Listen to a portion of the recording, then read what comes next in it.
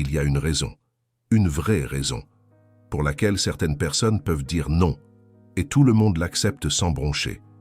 Et il y a une raison pour laquelle, quand vous dites non, vous vous sentez coupable. Vous vous justifiez à n'en plus finir, ou l'autre personne vous ignore purement et simplement. La différence ne réside pas dans ce que vous dites. Elle réside dans la manière dont vous le dites. Machiavel. Machiavel avait compris cela il y a 5 siècles déjà. Et la psychologie moderne, enfin, a la science pour l'expliquer. Aujourd'hui, je vais vous révéler exactement comment établir des bornes, des limites, qui soient fermes, mais pas agressives, des bornes qui engendrent le respect, pas le ressentiment. Mais avant de continuer, il faut que vous compreniez quelque chose de fondamental. 90% des gens ne savent pas comment poser des limites. Ils oscillent entre 2 extrêmes. Soit ils sont beaucoup trop passifs, se laissent marcher sur les pieds par tout le monde. Soit ils sont beaucoup trop agressifs et finissent isolés et détestés, comme un certain Depardieu qui ne sait plus où donner de la tête. Seulement 10% ont trouvé le juste milieu. Cet espace où vos bornes sont claires, fermes et respectées, où vous n'avez pas besoin de crier, ni de vous excuser, où les gens acceptent simplement ce que vous dites, ce juste milieu. À un nom en psychologie, on appelle ça l'affirmation de soi. Et ce n'est pas ce que la plupart des gens croient. La recherche en psychologie définit l'affirmation de soi comme la capacité d'exprimer vos sentiments, vos pensées et vos besoins de façon claire, honnête et respectueuse. C'est l'espace équilibré entre la passivité et l'agression. La passivité, c'est quand vous évitez le conflit à tout prix.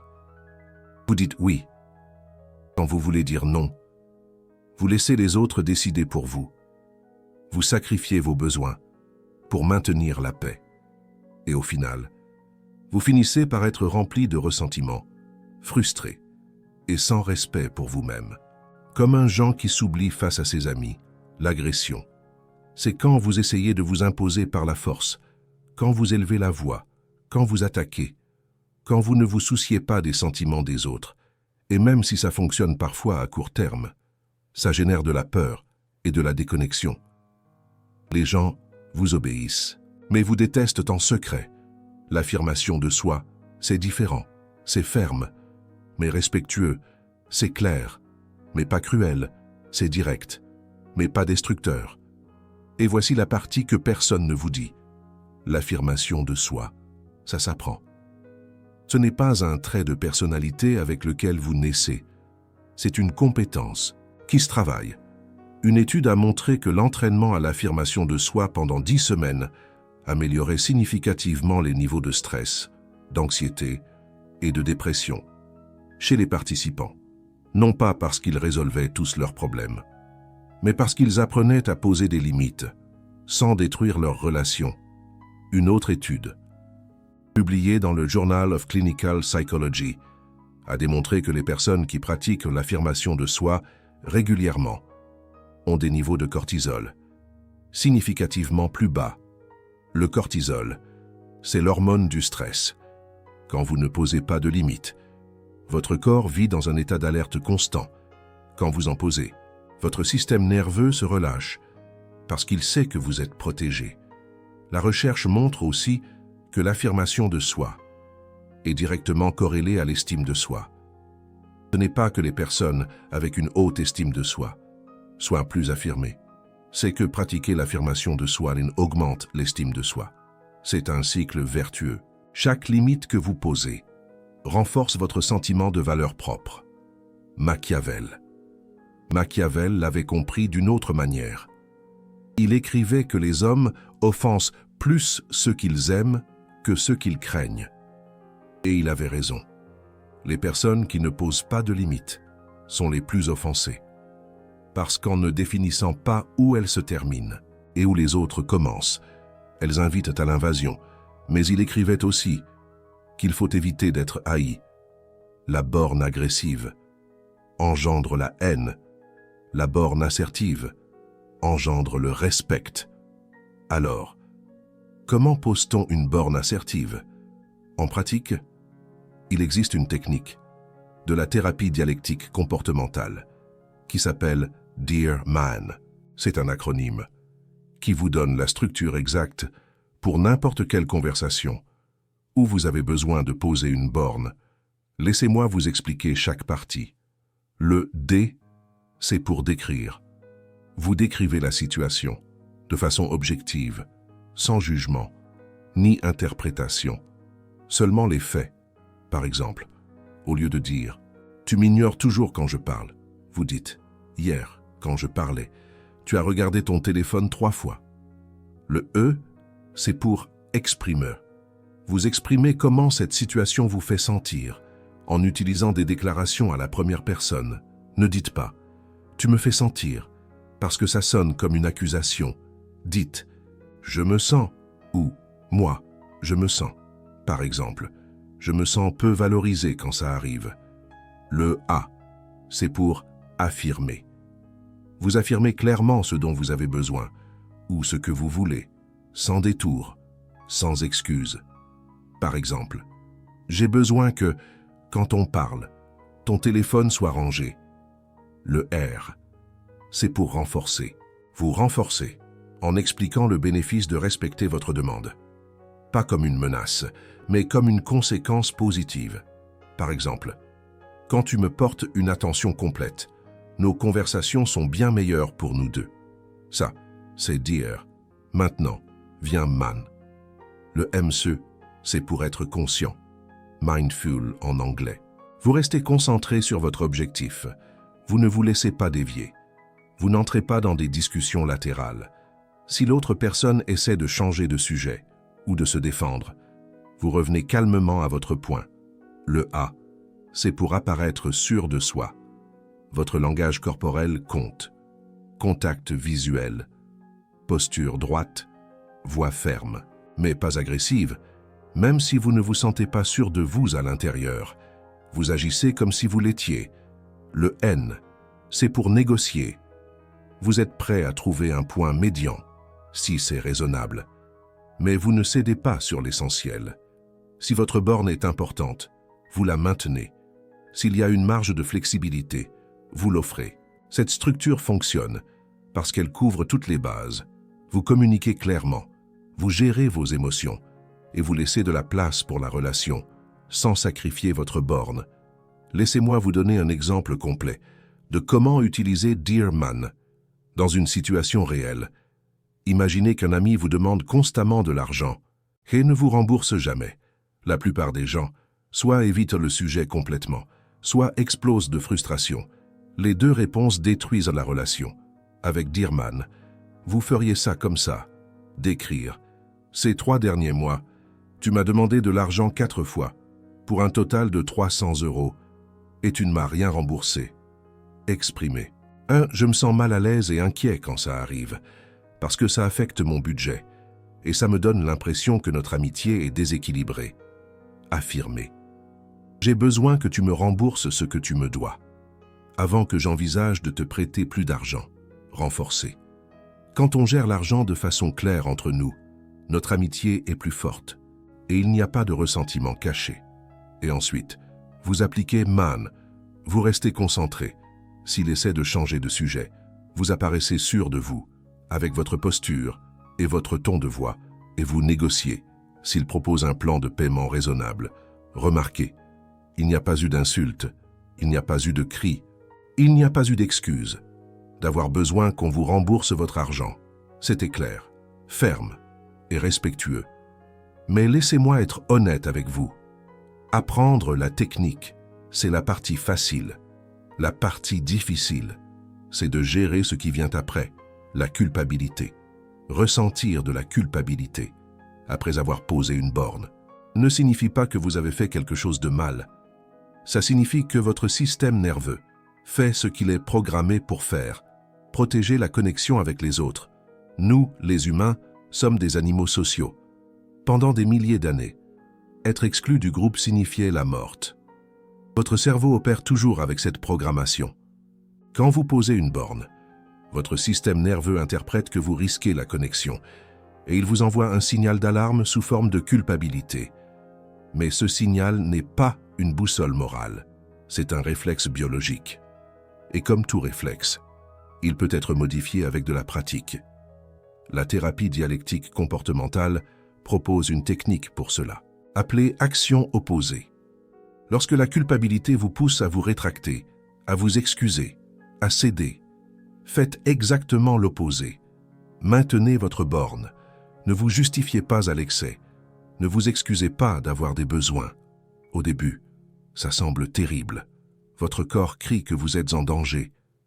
Mais à chaque répétition, le système nerveux apprend que poser des bornes ne détruit pas les relations. Il les fortifie. Et la culpabilité commence à diminuer. Les neuroscientifiques appellent cela la neuroplasticité.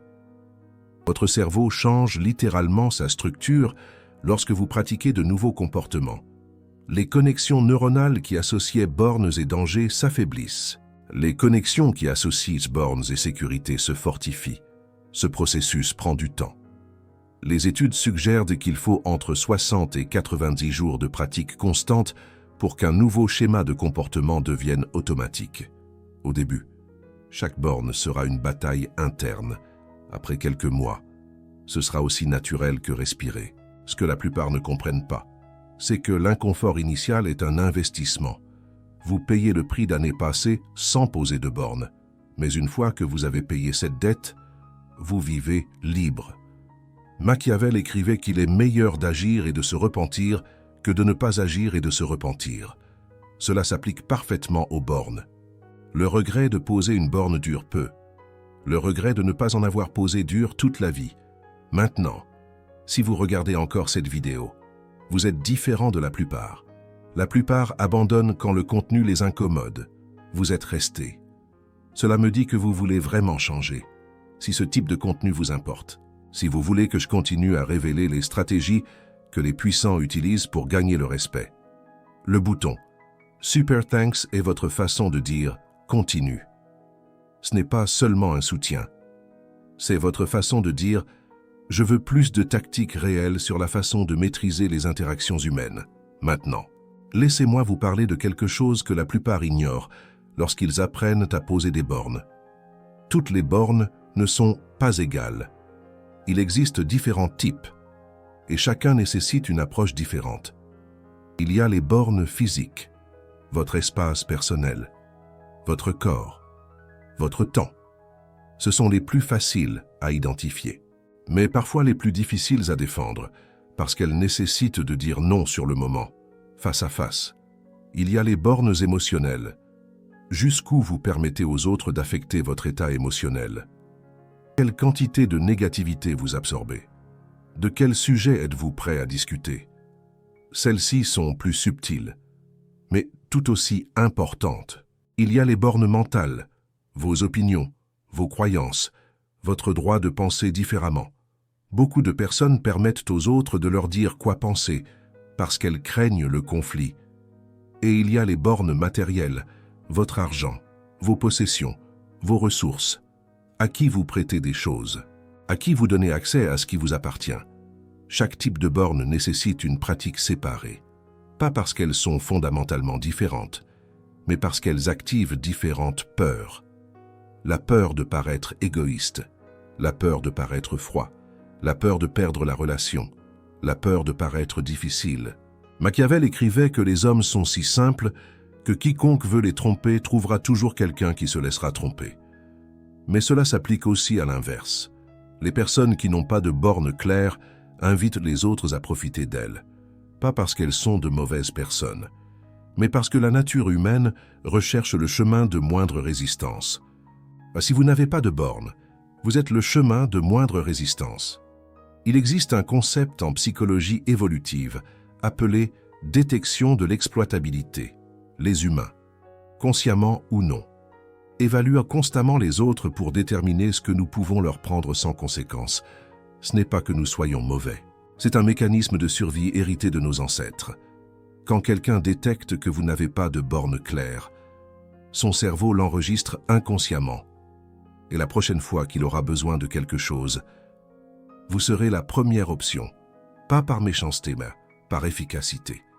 C'est plus facile de vous demander à vous qu'à quelqu'un qui dit non. Cela explique pourquoi certaines personnes finissent toujours par être celles qui se chargent de tout, au travail, dans la famille, dans les amitiés. Ce n'est pas une coïncidence. C'est le résultat de signaux subtils qu'elles ont envoyés au monde, disant que leurs bornes sont négociables. Machiavel l'a dit d'une autre manière. Il écrivait que les hommes doivent être caressés ou anéantis, parce que les offenses légères permettent la vengeance, tandis que les graves l'empêchent. Appliquées aux bornes. Cela signifie que les bornes à moitié sont les plus dangereuses. Elles vous font paraître faibles sans vous protéger réellement. Laissez-moi vous donner un exemple pratique de ce à quoi ressemble une borne affirmative, par rapport à une borne passive, par rapport à une borne agressive. Situation. Votre chef, Antoine, vous demande de travailler le week-end pour la 3e fois ce mois-ci. Vous aviez déjà des plans. Réponse passive. Oui, bien sûr. Pas de problème. J'annule mes plans. Et intérieurement, vous vous sentez plein de ressentiment, exploité, sans valeur. Réponse agressive. C'est toujours la même chose avec toi. Tu ne respectes jamais mon temps. Cherche quelqu'un d'autre. Et vous générez un conflit qui peut vous coûter votre travail. Réponse affirmative. Je comprends qu'il y ait urgence avec ce projet. J'ai déjà travaillé les 2 derniers week-ends et j'ai des engagements que je ne peux pas annuler.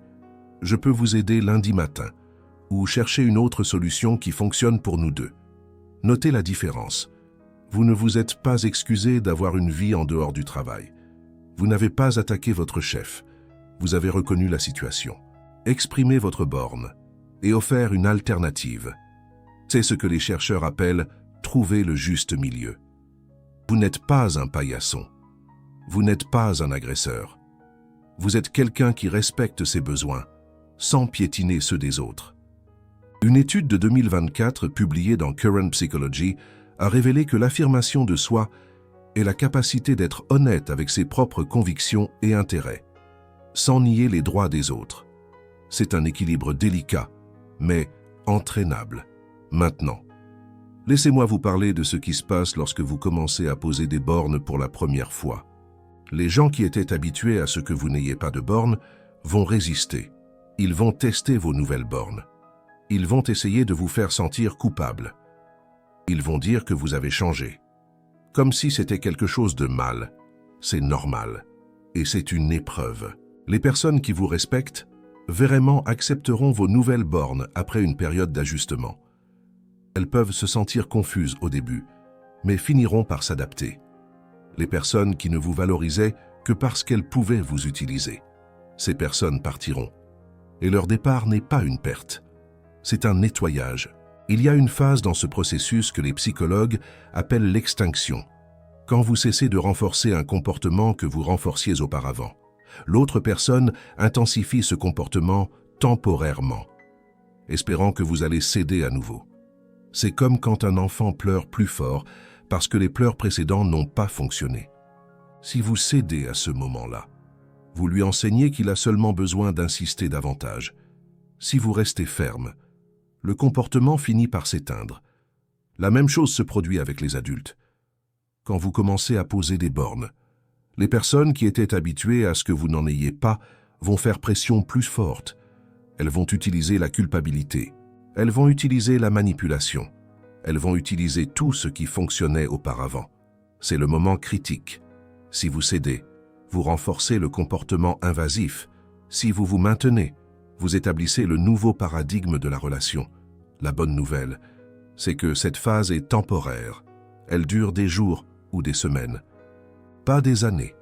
Et une fois que c'est passé, la relation se reconfigure en termes plus sains. Machiavel a écrit que celui qui désire ou prétend vouloir réformer un État corrompu doit retenir au moins l'ombre des anciennes manières, appliquées aux bornes. Cela signifie que vous n'êtes pas obligé de tout changer d'un coup. Vous pouvez commencer avec de petites bornes. Augmentez graduellement. Laissez les gens s'adapter pendant que vous gagnez en confiance.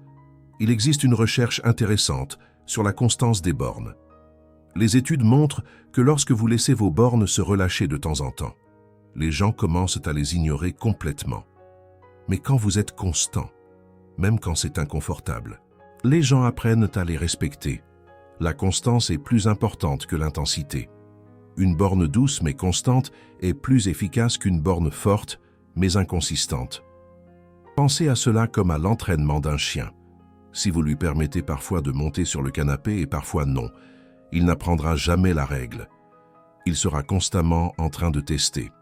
Mais si la règle est constante, il finit par l'intérioriser et arrête de tester. Les personnes fonctionnent de la même manière. Pas parce qu'elles sont simples, mais parce que c'est ainsi que fonctionne l'apprentissage. Votre constance enseigne aux autres que vos bornes sont réelles. Votre inconsistance leur enseigne qu'elles sont négociables. Machiavel a parfaitement compris cela. Il a écrit que les hommes hésitent à offenser celui qui se fait aimer comme celui qui se fait craindre. Mais la crainte le maintient dans une peur de la punition qui ne l'abandonne jamais, appliquée aux bornes. Le respect de vos bornes se maintient par la certitude que vous les défendrez toujours. Vous n'êtes pas obligé d'être agressif pour être craint dans ce sens. Vous devez juste être prévisible. Les gens respectent la constance parce qu'ils savent exactement à quoi s'attendre. Maintenant, laissez-moi vous donner un exercice pratique que vous pouvez commencer aujourd'hui. Identifiez une situation récente où vous n'avez pas posé de borne et auriez dû le faire. Ça peut être quelque chose de petit, une faveur que vous ne vouliez pas faire, une interruption que vous avez tolérée, un commentaire qui vous a dérangé mais que vous avez laissé passer. Maintenant, écrivez comment vous auriez répondu en utilisant la structure d'Ehrman. Décrirez la situation, exprimez comment vous vous sentez, affirmez ce dont vous avez besoin. Renforcez le bénéfice. D'Ehrman. Décrire, exprimer, affirmer, renforcer, mindful, apparaître confiant, négocier. C'est une technique pour une communication assertive qui respecte à la fois vos besoins et ceux de l'autre personne. Vous n'êtes pas obligé de le faire en direct tout de suite. Écrivez-le seulement. Cela entraîne votre cerveau à avoir les mots prêts la prochaine fois. Après avoir écrit 3 ou 4 situations, choisissez la plus facile et entraînez-vous à le dire à voix haute, seul, devant un miroir si vous voulez. L'objectif, c'est que les mots sortent de votre bouche sans que vous ayez à les penser. Quand vous l'aurez suffisamment pratiqué, faites-le dans la vie réelle. Commencez avec des bornes à faible risque, des situations où les conséquences d'échouer sont minimes. Un vendeur insistant, une connaissance qui demande trop, une demande mineure au travail. Chaque borne que vous posez avec succès renforce votre confiance pour la suivante. C'est un muscle qui se développe avec l'utilisation. Il y a quelque chose d'autre que j'ai besoin de vous dire sur la honte toxique. La honte joue un rôle énorme dans le sabotage de votre capacité à être affirmé et à poser des bornes saines. La honte toxique, le type qui murmure que vous n'êtes pas assez, opère en arrière-plan, souvent inconsciemment, sabotant votre confiance et vous laissant vous sentir indigne. Si vous avez grandi dans un environnement où vos besoins ont été ignorés ou critiqués, vous avez probablement intériorisé la croyance que vos bornes ne sont pas importantes, que demander ce dont vous avez besoin est égoïste, que déranger les autres est impardonnable. Cette honte n'est pas la vôtre, elle vous a été implantée et elle peut être désinstallée. Le psychologue John Bradshaw a appelé cela la honte toxique. C'est différent de la honte saine qui vous aide à reconnaître quand vous avez fait quelque chose de mal. La honte toxique vous dit que vous êtes mauvais, que votre existence est le problème, que vos besoins sont un fardeau. Cette croyance s'installe toute quand un enfant exprime un besoin et qu'il est ignoré, puni ou ridiculisé. Il apprend que ses besoins sont dangereux. Il apprend à les supprimer. Il apprend que demander quelque chose, c'est risquer le rejet. Cet enfant grandit et devient un adulte qui ne peut pas poser de bornes. Pas parce qu'il ne sait pas comment, parce qu'au fond de lui, il croit qu'il n'a pas le droit d'en avoir. La bonne nouvelle, c'est que ce qui a été appris peut être désappris. Le cerveau adulte est capable de former de nouvelles croyances, mais cela requiert un travail conscient et répété. La première étape est de la reconnaître. Quand vous sentez que vous n'avez pas le droit de poser une borne, demandez-vous d'où vient cette croyance. Est-elle la vôtre ou celle de quelqu'un d'autre? La thérapie dialectique comportementale enseigne une compétence appelée l'auto-validation. C'est reconnaître et affirmer que vos sentiments, vos pensées et vos comportements sont compréhensibles et légitimes. Vous n'avez pas à vous sentir coupable d'avoir des besoins. Nous en avons tous. Machiavel a écrit que la nature humaine ne change pas. On apprend seulement à mieux jouer le jeu. Appliquez à vous-même. Cela signifie que vous ne pouvez pas éliminer vos besoins, mais vous pouvez apprendre à les exprimer de façon à ce qu'ils soient respectés. Laissez-moi résumer ce que vous avez appris aujourd'hui. Premièrement, l'affirmation de soi est le point milieu entre la passivité et l'agressivité. C'est la seule façon de poser des bornes qui génèrent un respect durable. Deuxièmement, la technique Dear Man vous donne une structure pour toute conversation où vous avez besoin de poser une borne. Décrire, exprimer, affirmer, renforcer. Et ensuite, mindful, apparaître sûr, négocier. Troisièmement, la culpabilité après avoir posé une borne est un réflexe biologique, pas un compas moral. Elle se réduit avec la pratique en utilisant l'action opposée. Quatrièmement, il y a différents types de bornes et chacun active différentes peurs. Pratiquez chaque type séparément.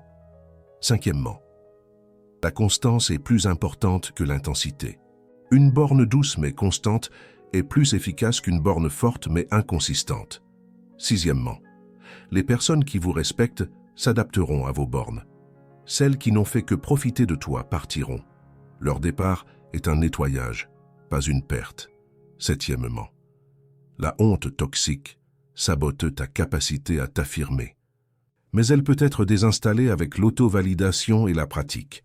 Machiavel a compris il y a 500 ans que le pouvoir réel vient de la maîtrise de soi, pas de dominer les autres, mais de te dominer toi-même. Et poser des bornes est l'une des formes les plus pures de maîtrise de soi. Quand tu sais où tu te termines et où commencent les autres, personne ne peut envahir ton territoire sans ta permission. Quand tu exprimes tes besoins sans t'excuser, les gens te traitent différemment. Quand tu dis non sans culpabilité, tu libères de l'énergie pour dire oui à ce qui compte, vraiment. Les études montrent que les personnes qui pratiquent l'affirmation de soi ont des relations plus satisfaisantes. Non pas malgré leurs bornes, mais grâce à elles. Parce que des bornes claires éliminent l'ambiguïté. L'autre personne sait exactement où elle se situe. Elle n'a pas à deviner. Elle n'a pas à marcher sur des œufs. Paradoxalement, les bornes créent plus d'intimité et non moins. Quand tu sais que quelqu'un te dit la vérité sur ce dont il a besoin, tu peux avoir confiance en ce qu'il te dit. Quand quelqu'un dit que tout va bien alors que clairement ce n'est pas le cas, la confiance s'érode. C'est un peu comme quand Sophie dit à Antoine « Non, non, je ne suis pas fâchée », alors qu'elle lui lance des regards noirs. C'est le pouvoir que Machiavel décrivait, pas le pouvoir de la force brute, le pouvoir de celui qui connaît sa valeur et ne permet à personne de la diminuer. Imaginez Élodie, toujours prête à rendre service au bureau, jusqu'au jour où elle dit « Maintenant, j'ai aussi mes priorités. » Et maintenant, tu as aussi les outils pour le développer, le Dear Man. Une technique d'affirmation de soi qui t'aide à exprimer tes besoins de manière claire et respectueuse.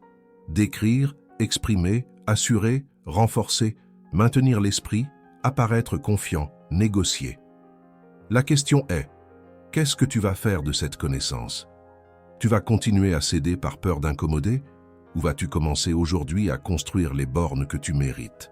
Le choix t'appartient. Mais rappelle-toi ce que Machiavel a dit. Il vaut mieux agir et se repentir que de ne pas agir et se repentir. C'est un peu comme regretter de ne pas avoir osé goûter la tarte tatin de mamie. Maintenant, je veux t'écouter, toi. Machiavel savait que les bornes sont le pouvoir.